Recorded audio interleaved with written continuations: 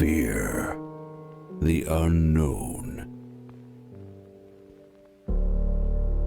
Fear your dreams.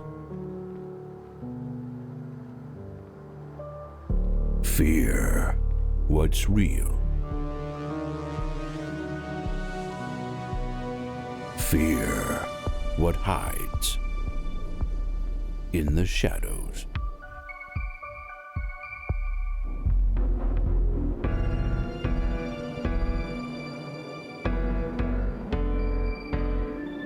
Mike Horan's Remnant. Coming soon.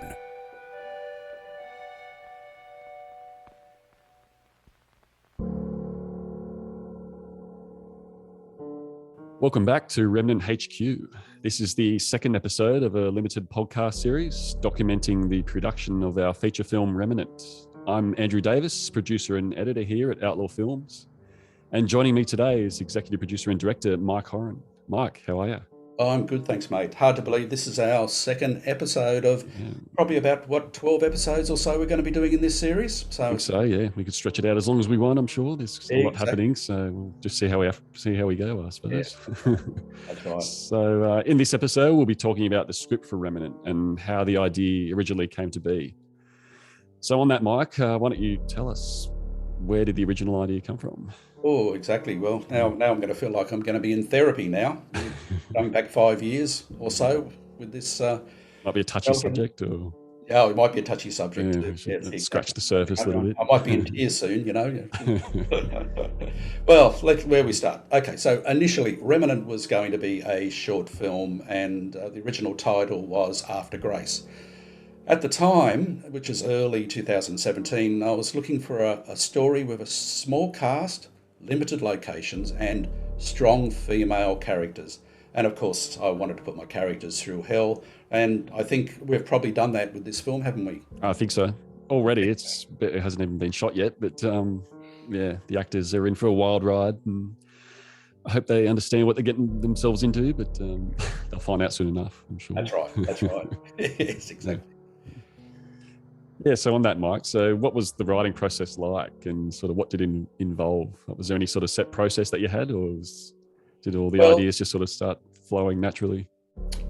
Ideas. Look, I've got so many ideas, and they keep gesturing in my dreams, and when I go to bed at night, I'm thinking about another idea and everything else.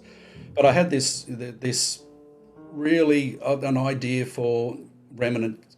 Started, as I said, as a short film, and I started working on a few drafts, and I realised that I had a really wonderful, well-rounded characters and an interesting story, but I didn't feel that I could do the story justice in a short film format. And I think that was the biggest thing there. So that's when I started thinking, well, yeah, let's polish this up. Let's get this out as a feature film, and let's see where the characters are going to go. And I tend to map out the basic storyline, but I let the characters take me where they want to go, and in the end, it's the characters that decide on where the story is going to go.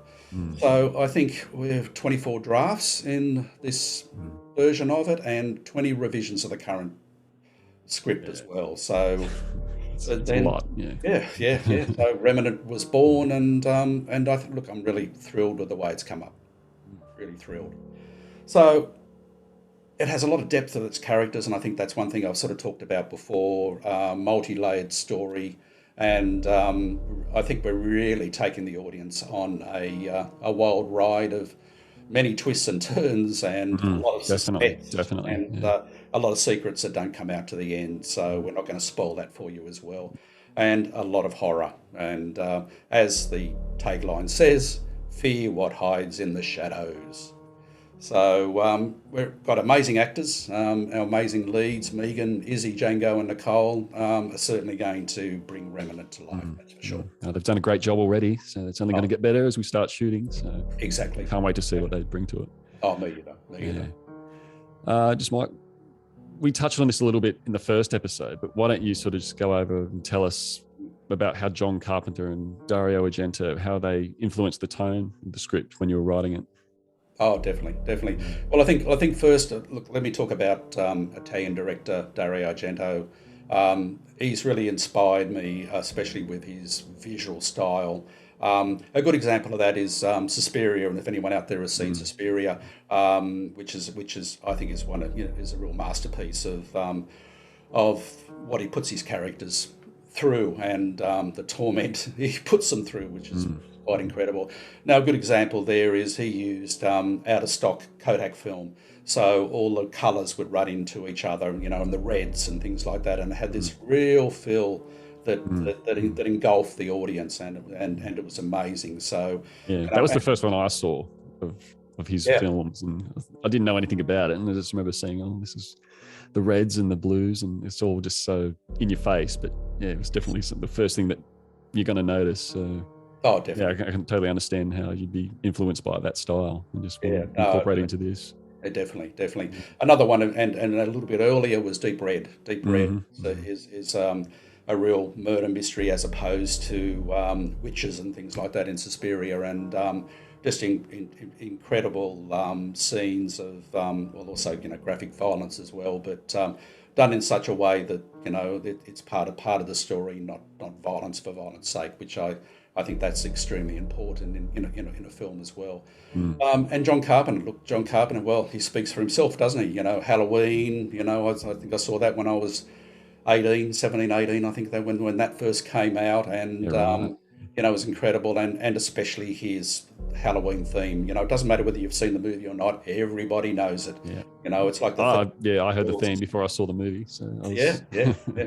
And that was 20 years down the track too. yes, I saw it exactly. when I was about 12 or 13, and Yeah. already had that reputation even then. So Oh, look, it's amazing, and that's an important part of what this film is going to have as well. Is incredible music. Music is so important to the feel of the film, to engulf the audience into our vision of what we're trying to put together there. So, definitely John Carpenter in his synthesizer style of music, but also the Goblins, which is the Italian band that produced a lot of the iconic music for Dario Argento films as well, in particular Red and Suspiria, which we spoke about before as yeah, well. we did. Yeah. Yeah, and look, that they really resonate with me, and that's what I wanted to bring that feel to Remnant as well. And look, on that too, look, I must say too that we have a brilliant composer, James Vader, and he is going to be coming in and having a chat to us in the next few episodes as well about composing the music and for Remnant, and also his influences as well. And as well, so I can't wait to have a really good discussion about that with it. I think it'll Oh be yeah, James he's done a lot of yeah, work, a lot of yeah, good work already, that's and I look forward to hearing what he's working on now. We know he's definitely in his studio and he's got some cues that he's working on, but exactly. I won't give away too much. But he's already done some pretty good stuff, so I look forward to unleashing that on the world when we get the chance. So, Yes, exactly, yeah. exactly. Okay, so I think that's going to cover it for this episode. So I want to thank you all for joining us today. And in the next episode, we'll be looking at the audition process and how we found all of our very talented actors. So we'll see you next time. Definitely. And take care, everyone, and look forward to seeing you in our next episode.